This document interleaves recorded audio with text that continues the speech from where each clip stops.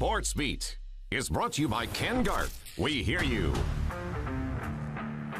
SportsBeat is live. Thanks for watching on this Saturday. JJ and Sam with you for the next half hour. In 1 month, we will have the NBA back. The Utah Jazz schedule in Orlando is now out. We all can't wait for that. You know, with the NBA's plan to return to play, Jazz coach Quin Snyder is also hoping it'll provide a platform to continue the dialogue on social justice in America. And will BYU football be able to end the streak against Utah? Can they have a 10-win season? Isaiah Kaufusi joins the show to talk about those topics and more. But first, we begin on the PGA Tour. After 2 rounds of golf at the Travelers Championship, Utah's Tony Finau was at 3 under par. Problem is, the cut line was set at 4 under, so that means Tony, he got the rest of the weekend off. The star of the leaderboard, 50-year-old Phil Mickelson, 13 under after 2 rounds, entering day 3 with the outright lead. Lefty's third round wasn't nearly as good, though, sitting 1 over through 10 holes, able to get the birdie putt to drop on 11, but he finished the round at 1 over, fell to 7th place, 6 shots back. Dustin Johnson's in the mix. This is from the 9th fairway. Sets this one near perfectly, just inches away from the cup. He would birdie that hole. Then on the par 4 12th green, lines up a long birdie putt, his 6th bird of the day. He shot a bogey-free 61 today. He's in 2nd place at 16 under. This is who everyone will be chasing tomorrow, Brendan Todd. He also connects on the long birdie on the 12th green, gives a friendly wave to the 0 in attendance. Kevin Streelman, he's in the mix. Birdie's the 13th, finishes the round in 3rd place at 15 under. But again, Brendan Todd was playing his best golf today. Shot a bogey-free round as well at 61 thanks to shots like this one. He holds a 2-stroke lead over Johnson at 18 under. Daniel Summerhays turned pro in 2007, made the PGA Tour in 2010, and played a total of 215 events. He had a great run with 19 top 10 finishes and $9 million in career earnings. But at age 36, Daniel is going to retire from pro golf to spend more time with his family and will become a full-time school teacher and the head golf coach at Davis High School. That will be a new challenge. The Utah Championship at Oak Ridge in Farmington is his final pro event. He's tied for 28th at 11 under. Ryan Ruffles had a fantastic Saturday on the par 5 7th. Birdie's his 7th hole in a row. All smiles for a reason. Moving to 2nd place at 16 under. Paul Haley is your solo leader at 17 under. As round 3 wraps up at Oak Ridge, local Patrick Fishburne is tied for 17th at 12 under. He had a 3rd round 65, 7 birdies on Saturday. Mike Weir tied for 45th at 9 under. NASCAR's Cup Series is racing on back-to-back days at Pocono. Today, the Organics 325. In the home stretch, it came down to 5-time Pocono winner Denny Hamlin and Kevin Harvick. And you see there, Harvick taking the checkered flag, the first win of his career at Pocono. It's also his 3rd win this season. Ingram takes a look at Alvin Gentry, drives to the rack, scoops it up, and the Jazz hold on to win. Gobert saves the game once again. Rudy Gobert, unbelievable. He did it in Chicago. He does it again. It seems that was forever ago. It seems like it's going to be nice to see those kind of plays back again. It's been a while.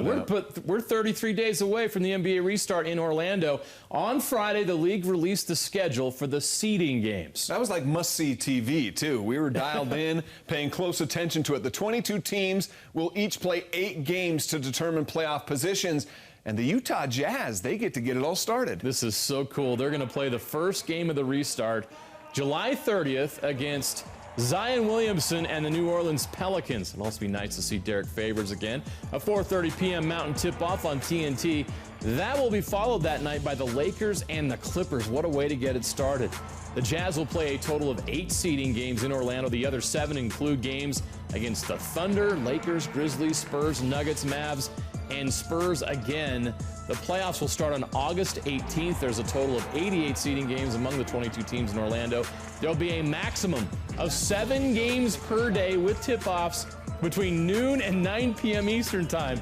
It's going to feel like March Madness or like Summer League on steroids, whatever example you want to use. This is going to be awesome. 3 total courts, 2 for national TV. The Jazz are going to travel to Orlando on July 7th and start training camp. All games will be televised by AT&T Sportsnet in Utah. 5 of the 8 games for the Jazz will be televised nationally.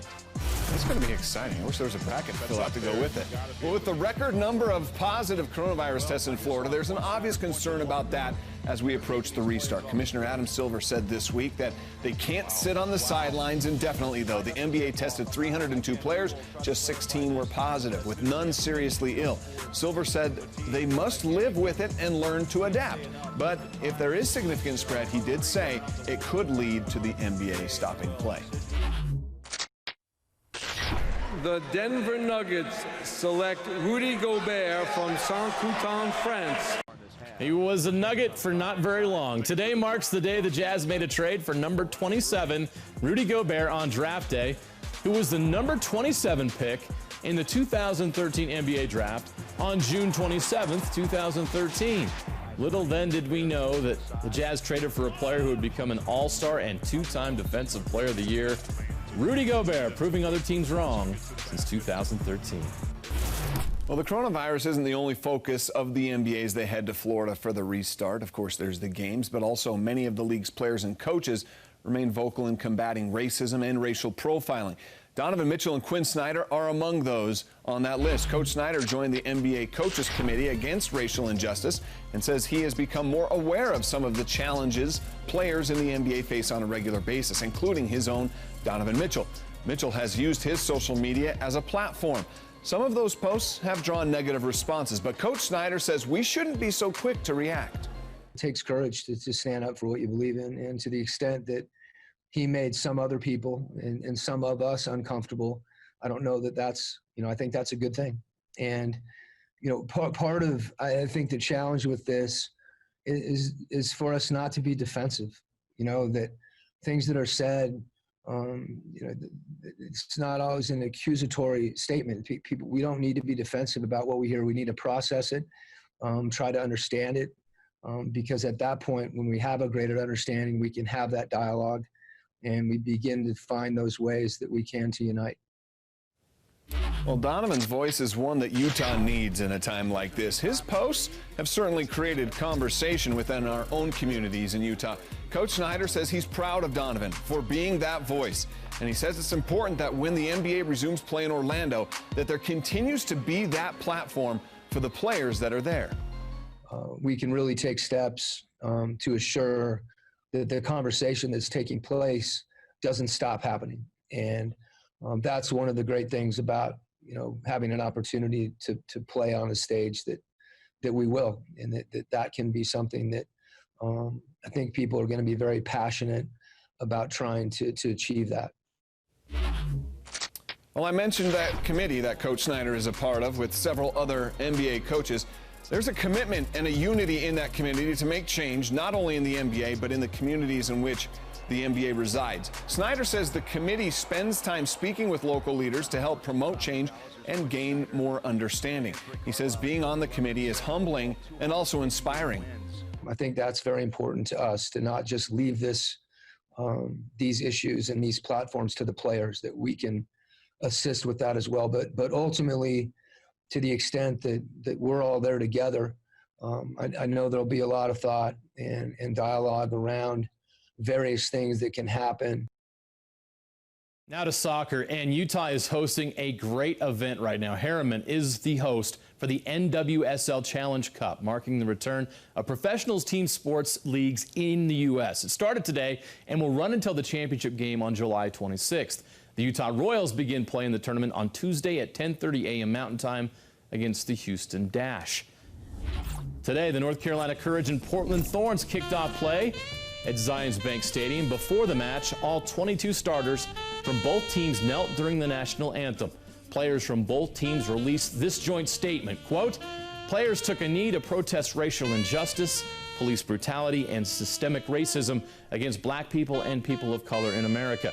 We love our country, and we have taken this opportunity to hold it to a higher standard. It is our duty to demand that the liberties and freedoms this nation was founded upon are extended to everyone," unquote. Now to the game highlights. Scoreless until the 75th when Haley May sets up Dabinia, giving the Courage a 1-0 lead. 5 minutes later, the Thorns equalize.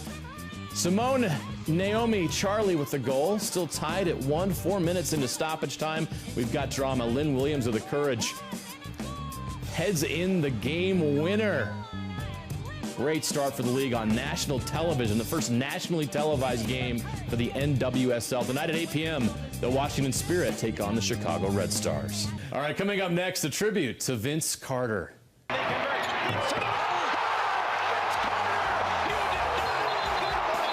was 38 years old when he did that. 38! After 22 years in the NBA, Vinsanity has officially retired. We count down his top 5 dunks and top 5 moments against the Utah Jazz. They fake Tyson.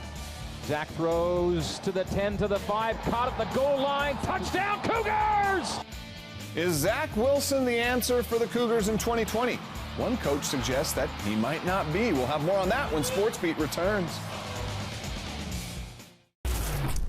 Well, after 22 seasons in the NBA, Vince Carter has officially announced his retirement this week. 43 years old. Yeah. One of the greatest in-game dunkers in NBA history, and he had a lot of those against the Utah Jazz. Yeah, tonight we decided to honor Vince and his amazing career with a pair of top five lists. First, the top 5 dunks of his career against the Utah Jazz.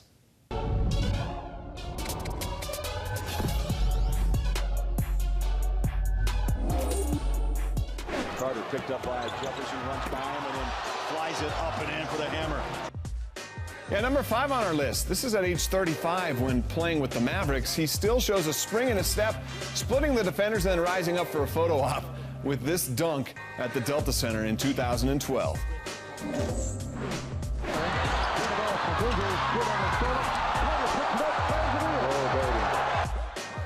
At number 4 in his first game in Utah with the Nets, Vince grabbed that loose ball and bring out his signature windmill jam. That's outstanding. Bounce it down on the base right to Carter. He'll grab, he'll dunk for the net. In March of 2004, Vince Carter goes left hand on Andre Kirilenko, one of the best defensive players in the game in his prime, and Vince does him dirty. Number 3 on our list. Carter drives right. Carter to the hoop, leaving lane and jam it. Oh, baby, what a move. January 29th, 2007, Vince with some hang time dunks on Paul Millsap and Mehmet Okur. We have more from this game coming up later in the show.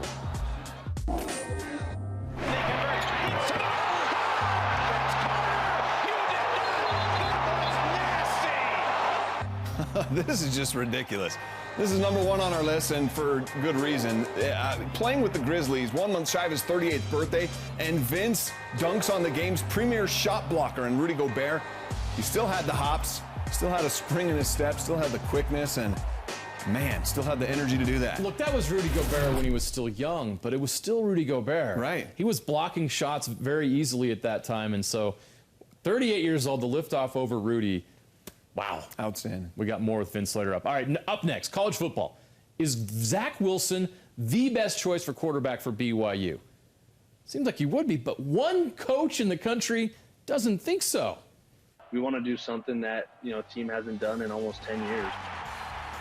And BYU linebacker Isaiah Kaufusi wants to go out with a bang his senior season. He's on SportsBeat when we return. All signs point to the college football season starting on time, and when it does begin, will Zach Wilson be the starting quarterback for the Cougars when they try to end a 9-game losing streak against the Utes? Yeah, there's one national publication that in the article it suggests maybe he's not the answer for the Cougars. Athlon Sports released its college football preview this week. Wilson is one of the players on the cover for the Rocky Mountain region.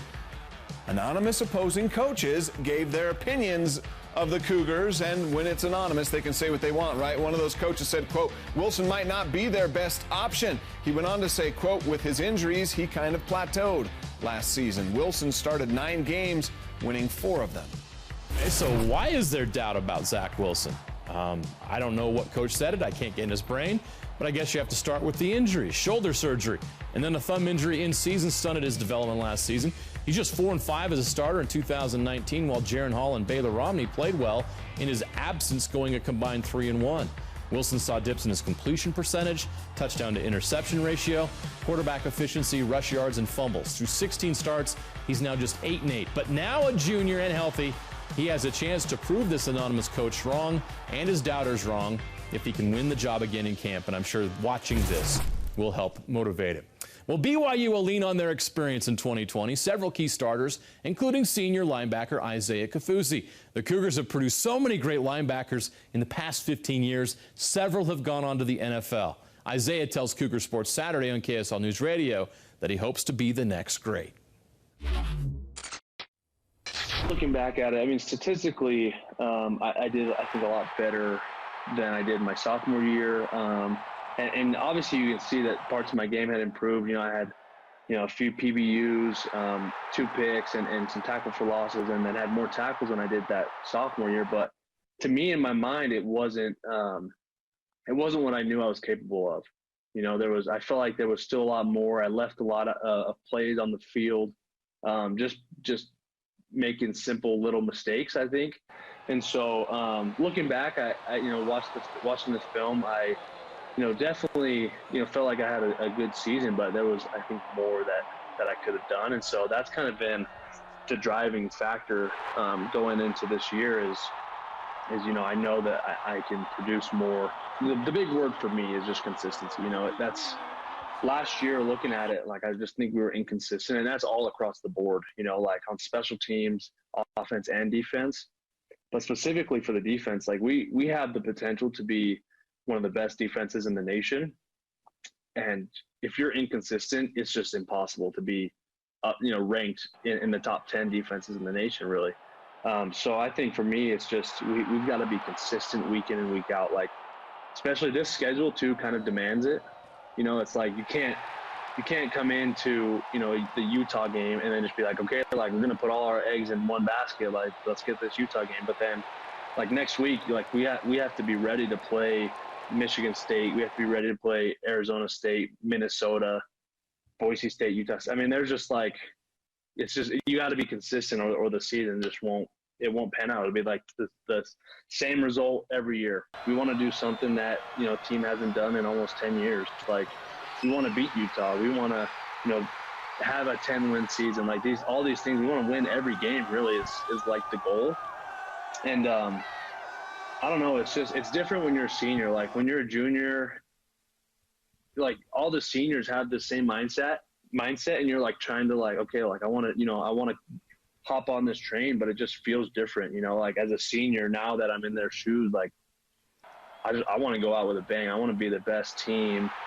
I want people talking about us, like we're the best team that BYU has had in several years, in decades. And so I think that's kind of the collective mindset among the upperclassmen and guys who are experienced, and Zach, talking with Zach and Gunner and the guys on offense and with Kyrus. And I think we're just kind of sick of the mediocrity that we've kind of seen, the last few years, and really excited about, the team that we have coming back. So that's kind of just our mindset moving forward, is we just want to be the best. We want to put all the puzzle pieces together that we've kind of shown throughout the last few years and just make something special.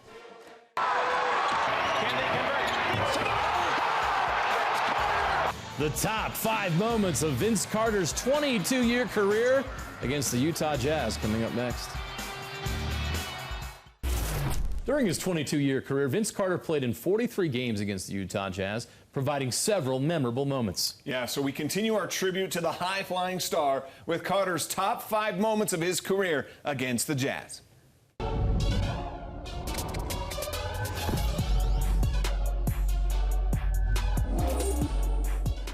Right, over the right baseline of Vince Carter, drive the baseline, go underneath, reverse on the glass, it goes, count it, he's fouled. In the year 2000, Vince Carter had 33 points and that dazzling layup, a 103-95 win over the Jazz.